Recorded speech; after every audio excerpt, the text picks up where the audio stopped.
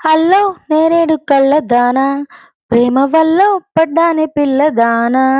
ఇవి చూడంగానే నాకు ఆ పాట గుర్తొచ్చిందండి. ఎందుకంటారా, ఒకప్పుడు కళ్ళని పోల్చాలంటే ఇలా నేరేడు కాయలతో పోల్చేవాళ్ళంట. ఎందుకంటే అప్పుడు నేరేడుకాయ చిన్న సైజులో ఉండేది. కానీ ఇప్పుడు మనం కొనుక్కుతునే నేరేడుకాయ సైజు చూసారా ఎంత లావుగా ఉందో.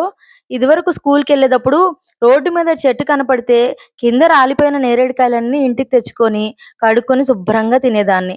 కానీ ఇప్పుడలా ఏదైనా చెట్టు కనపడితే కింద కాయలు ఏరుకుందామంటే ఎవరైనా చూసి ఏమనుకుంటారన్న భయంతో నోరు మూసుకొని ఇంటికొచ్చేస్తున్నానండి. ఏరుకుని తినేటప్పుడు వాటి విలువ తెలియలేదు. కానీ ఇప్పుడు కొనుక్కొని తినాలంటే మాత్రం వాటి విలువ అర్థమవుతుంది. ఆ హెల్త్ బెనిఫిట్స్ కూడా అర్థమవుతుంది. కాబట్టి చచ్చినట్టు కొనుక్కు తినాల్సొస్తుంది. సరే, నేరేడుకాయల గోల అలా పెడితే, ఇంతకీ నేను ఈరోజు మా ఇంట్లో ఎగ్ తవా ఫ్రై చేశానండి.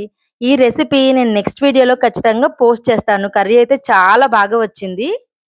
లంచ్‌లోకి మీరేం చేసుకున్నారో కూడా కామెంట్ చేయడం మాత్రం మర్చిపోకండి. వీడియో నచ్చితే సబ్స్క్రైబ్ చేసుకోండి. లైక్ చేయండి. Bye bye.